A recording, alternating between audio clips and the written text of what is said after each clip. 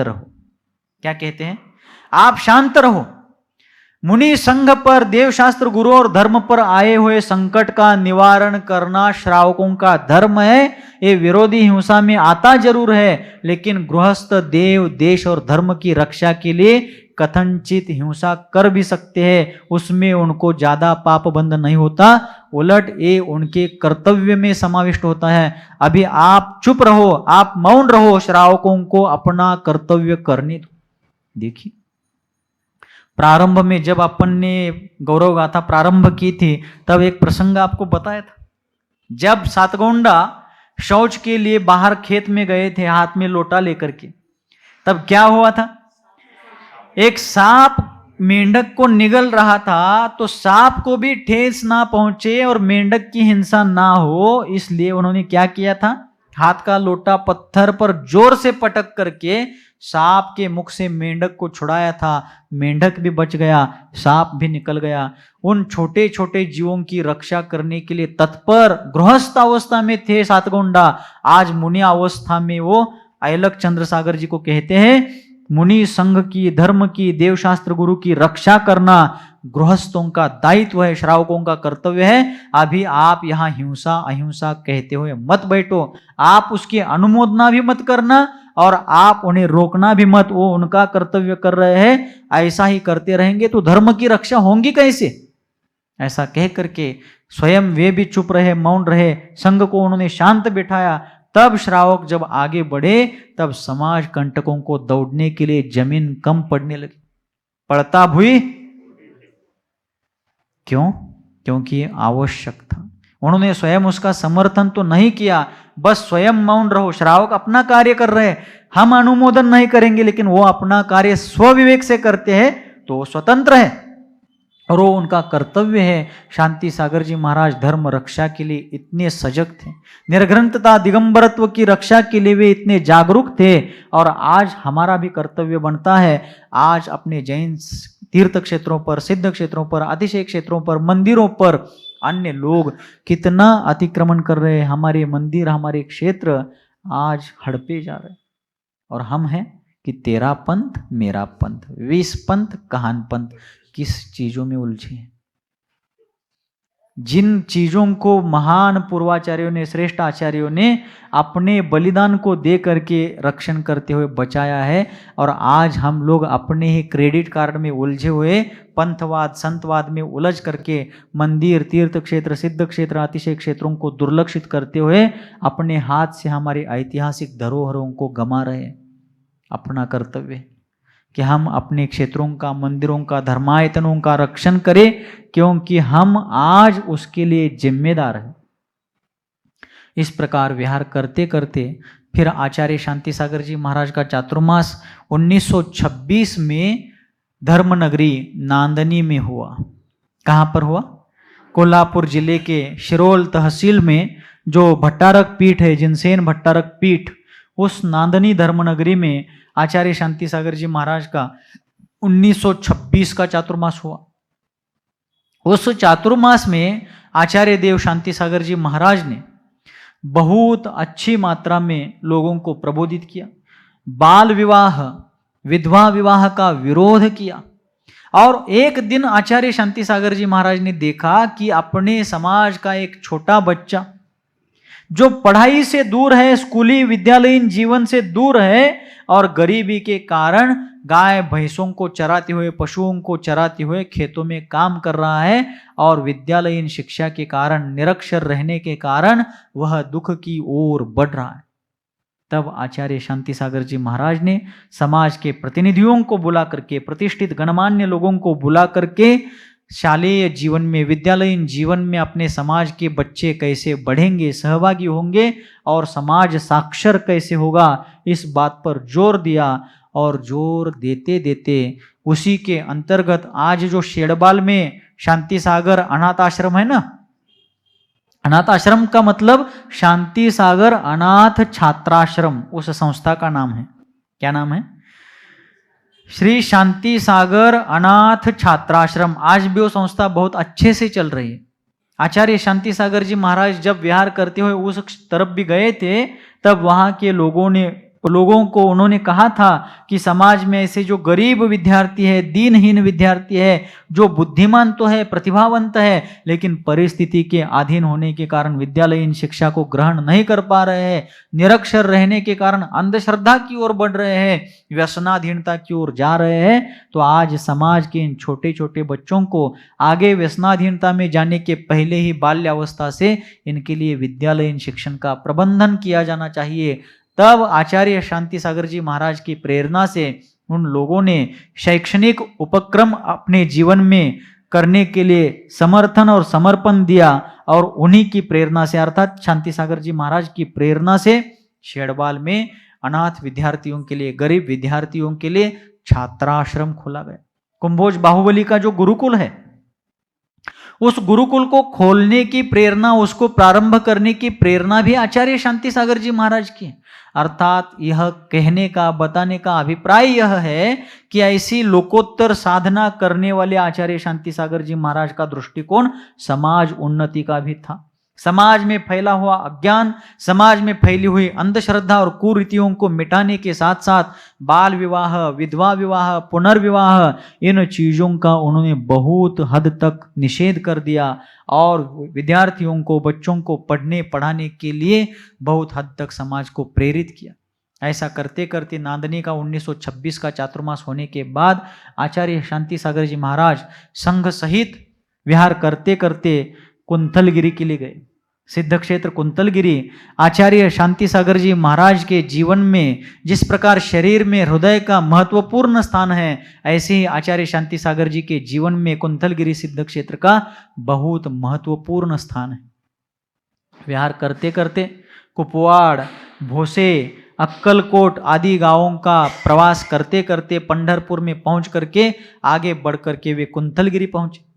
कुंतलगिरी में साक्षात अभी दीक्षा लेकर के मानो तपस्या के लिए खड़े हुए हैं क्या क्या इस प्रकार का भास होना चाहिए। ऐसे देशभूषण कुलभूषण भगवान की अत्यंत मनोहारी प्रतिमा। यहाँ बैठे हुए शायद ही कोई होंगे कि जो कुंतलगिरी नहीं गए, लगभग सभी गए हैं। छोटे छोटे बच्चों को वगैरह अपवादात्मक छोड़ करके लगभग सभी लोगों ने कुंतलगिरी सिद्ध क्षेत्र की यात्रा की है क्या नहीं की है। बहुत सुंदर, बहुत मनोहर और बहुत आध्यात्मिक पावनता से भरा हुआ वह सिद्ध क्षेत्र।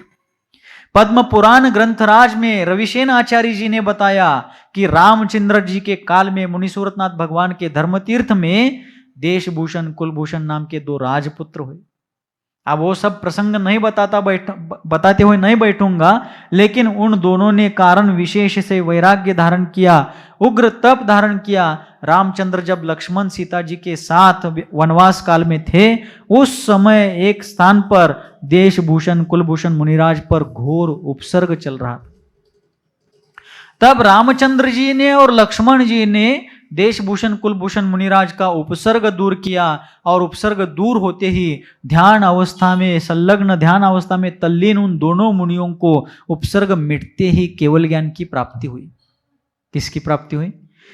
केवल ज्ञान की प्राप्ति हुई। और उन्हीं केवलियों के चरणों में बैठ करके राम लक्ष्मण सीता ने वनवास काल में भी धर्मोपदेश सुना। उस समय देशभूषण कुलभूषण केवली भगवान ने सीता जी के लिए बताया था कि रामचंद्र जी तद्भव मोक्षगामी क्या है, इसी भव से मुक्त होने वाले महापुरुष है, शला का पुरुष है, बलभद्र बनने वाले, लक्ष्मण नारायण बनने वाले हैं, इत्यादि रूप से सभी चीजों का वर्णन देशभूषण कुलभूषण भगवान ने उस समय किया था।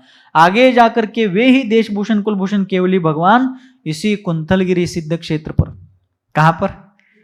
इसी कुंतलगिरी सिद्ध क्षेत्र पर आकर के निर्वाण को प्राप्त होते हैं। ऐसा उनका जीवन चरित्र पद्म पुराण में बताया है। वहां आचार्य शांति सागर जी महाराज पहुंचते हैं और वहां पहुंच करके अति गदगद होकर के उन्होंने भगवान का दर्शन, उनकी स्तुति, उनकी भक्ति आदि सारे कार्य किए। वहां पर देशभूषण कुलभूषण ब्रह्मचर्य आश्रम में जो कुछ भी वैकल्पिक विकल्पात्मक परिस्थितियां निर्माण हुई थी उनका उन्होंने निवारण किया और फिर विहार करते करते सोलापुर में आए। सोलापुर में भरपूर प्रभावना की। बारामती मोडनिम्ब के दरमियान उन्होंने पंचकल्याण किए और विहार करते करते वे फलटन आए। कहाँ आए? फलटन। और फलटन में एक विस्मयकारी घटना हुई, आश्चर्यकारी शांति सागर जी महाराज के क्षमा भाव की सत्व परीक्षा देखने वाली एक घटना वहां पर घटती है। आचार्य महाराज जब वहां पर विराजमान थे, हमने यह घटना गुरुवर आचार्य देव सन्मति सागर जी महाराज के मुखारविंद से बहुत बार सुनी थी। जब आचार्य महाराज फलटन नगरी में पहुंचे, उस समय अपने ही एक जैन बंधु जीवराज केवलचंद दोषी, जो थे जैन, लेकिन जैनत्व के प्रभाव से वो थोड़ा दूर हुए थे और कबीर पंथ के अनुयायी बन गए थे। किस पंथ के? कबीर पंथ के अनुयायी बन गए थे। कबीर पंथ के आचार विचार को फॉलो कर रहे थे। परीक्षा किए बिना, किसी को सोचे समझे बिना वो कभी नमस्कार नहीं करते थे। अब ये जीवराज केवलचंद दोषी जब आचार्य शांति सागर जी महाराज फलटन में पहुंचे हैं, ऐसा सुनते हैं, तब उनके पास आते हैं और वहां आए। आचार्य महाराज बैठे थे आसन पर, उनके पास ही आयलक चंद्रसागर जी महाराज और संघ के अन्य भी साधु वृंद वहां पर विराजमान थे। जीवराज दोषी वहां आते हैं और आकर सीधे बैठ जाते हैं। उन्होंने ना वंदन किया, ना विनय की, ना आचार्य महाराज के लिए नमस्कार किया। आ गए और सीधे वहां पर उनके पास में श्रावकों को बैठने के योग्य जो स्थान था, गृहस्थों के बैठने के लिए जो जगह थी, वहां बैठ गए, सीधे बैठ गए। ना हाथ जोड़ा, ना वंदन किया, ना विनय, ना नमस्कार, कुछ नहीं। ऐसे ही बैठते ही वो परीक्षा करना चाहते थे, देखना चाहते थे कि ये साधु है, सन्यासी है, ये चिढ़ते हैं क्या, टेम्परेचर इनका बढ़ता है क्या, पारा ऊपर चढ़ता है क्या, ये उनको देखना था। इसलिए वो जानबूझ करके वैसे ही बैठ गए, बिना विनय वंदन के बैठ गए। तब ऐसे ही बैठते हुए उनको देख करके अयलक चंद्रसागर जी महाराज कहते हैं, अरे आपके भीतर कुछ विनय भाव है क्या? नहीं, इतने बड़े गुरुवर बैठे हैं, ऐसे तपस्वी मनस्वी आचार्य महाराज बैठे हैं, आपको साधा नमस्कार करने की, नमोस्तु करने की भी इतनी भी बुद्धि नहीं है? ऐसा चंद्रसागर जी महाराज के कहते ही जीवराज दोषी कहते हैं कि ऐसे बंदर मैंने बहुत देखे हैं। बंदर म्हणजे माकड, अशी माकड मी फार पाहिलीत। क्या कहा उन्होंने? ऐसे बंदर मैंने बहुत देखे। फट से उन्होंने ऐसा जवाब दे दिया, अपन होते तो बंदर कहते ही अपन सीधा जो कुछ भी आसपास मिलता हाथ में उठा करके उसके पीछे दौड़ते। उन्होंने आचार्य शांति सागर जी महाराज एक युग पुरुष महापुरुष के सामने उसी महापुरुष को कहा कि ऐसे बंदर मैंने बहुत देखे, फिर भी वे शांति सिंधु, शांति के सागर, यथा नाम तथा गुण, स्वनाम धन्य आचार्य शांति सागर जी महाराज उसी शांत भाव से, वीतराग भाव से बैठे रहे। और फिर क्षण दो क्षण के बाद स्वयं आचार्य शांति सागर जी महाराज ने उन जीवराज केवलचंद दोषी से कुछ बातें पूछी। आप कहाँ से आए हैं? स्वाध्याय करते हैं क्या? आपने जैन आगम को पढ़ा है क्या? थोड़ा थोड़ा स्वाध्याय करते जाइए। देवशास्त्र गुरु का स्वरूप ऐसा होता है, देवशास्त्र गुरु के द्वारा बताए गए तत्वार्थ का इस प्रकार स्वरूप है, इत्यादि रूप से बहुत ही वात्सल्य भाव पूर्वक उन्होंने उनके लिए बहुत अच्छा संबोधन दिया। तब जीवराज गौतम चंद दोषी, जीवराज केवलचंद दोषी समझ गए कि मैंने बहुत गलत तरीके से ऐसे महान व्यक्ति के लिए बात कही है। मैंने इतनी कटु बात बोली कि उस बात को सुनते ही साधारण मनुष्य का माथा फट जाता, लेकिन इन महापुरुष ने, इन महामना आचार्य महाराज ने मुखमंडल पर क्रोध का एक सामान्य भाव भी नहीं आने दिया। और तब उन्होंने पैर पकड़ करके क्षमा मांगी और क्षमा मांग करके कहने लगे कि गुरुवर, मैंने आपको बंदर कहा, मरकट कहा, मी तुम्हाला माकड म्हटलं आणि माझ्या या अनादराच्या भावामुळे मी फार कर्मबंध करून घेतलेला। मैंने आपका अनादर करके घोर कर्मबंध तो कर लिया है, मैं आपकी क्षमा मांगने का पात्र नहीं हूं, फिर भी आप महान क्षमा के सागर है, आप मुझे क्षमा करेंगे, ये मेरा संपूर्ण विश्वास है। तब आगे आचार्य शांति सागर जी महाराज कहते हैं, महाशय आपने मुझे बंदर कहा, उसमें गलत क्या है? शांति सागर आचार्य महाराज क्या कहते हैं? आपने मुझे बंदर कहा, इसमें गलत क्या है? तुम्ही मला माकड म्हणलाय, चुकीचं काय का नको म्हणताय? आपने मुझे बंदर कहा, इसमें गलत क्या है? जिस प्रकार बंदर आज यहाँ कल वहां, आज इस पेड़ पर कल उस पेड़ पर, आज ये फल खाता है कल वो फल, जिस पेड़ पर जो फल मिलता है वो खाता है और जहां जगह मिलती है वहां गुजारा करता है, स्थान बदलता जाता है। हम भी बंदर की तरह आज इस गांव में कल उस गांव में, आज इस चौके में आहार लेते हैं कल उस चौके में आहार लेते हैं। सच मानो तो बंदर जैसा निसंग बने बिना, बंदर जैसा सब परिग्रह छोड़े बिना, अर्थात एक उदाहरण दिया उन्होंने, बंदर जिस प्रकार सारे इस जगह का उस जगह का मोह किए बिना जहां चाहे वहां जाता रहता है, उसी प्रकार गांव का, स्थान का और किसी चीज का बंधन तोड़े बिना आत्मा का दर्शन नहीं हो सकता। इसलिए आत्मा का दर्शन करने के लिए आध्यात्मिक बंदर ही बनना पड़ता है।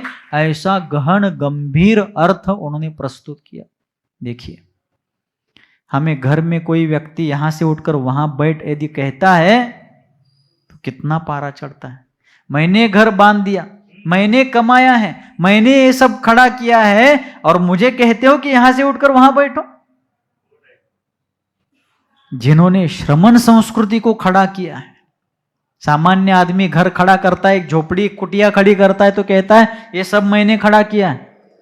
जिन्होंने लड़खड़ाती हुई, बिखरी हुई, टूटी फूटी, खंडित हो चुकी श्रमण संस्कृति को भक्कम रूप से, मजबूत रूप से खड़ा किया है, वे कहते हैं आत्मा का दर्शन करने के लिए बंदर ही तो बनना पड़ता है। ऐसा महान वीतराग जीवन दर्शन आचार्य शांति सागर जी महाराज का था। तभी तो वे हम सबके आदर्श बने, तभी तो वे सब हम सबके लिए आदर्श बने हैं। ऐसे विहार करते करते फलटन से आगे बढ़ करके फिर आचार्य शांति सागर जी महाराज का विहार सांगली कोल्हापुर की तरफ हुआ और 1927 का उनका चातुर्मास कुंभोज बाहुबली अतिशय क्षेत्र पर संपन्न हुआ। और उस चातुर्मास में क्या महान क्रांतिकारी कदम वे उठाते हैं, इस क्लाइमेक्स को अग्रिम सत्र में देखते हैं। गुरुवर आचार्य भगवान श्री शांति सागर जी मुनि महाराज की, गुरुवर आचार्य भगवान श्री सन्मति सागर जी मुनि महाराज की, अहिंसा परमो धर्म की।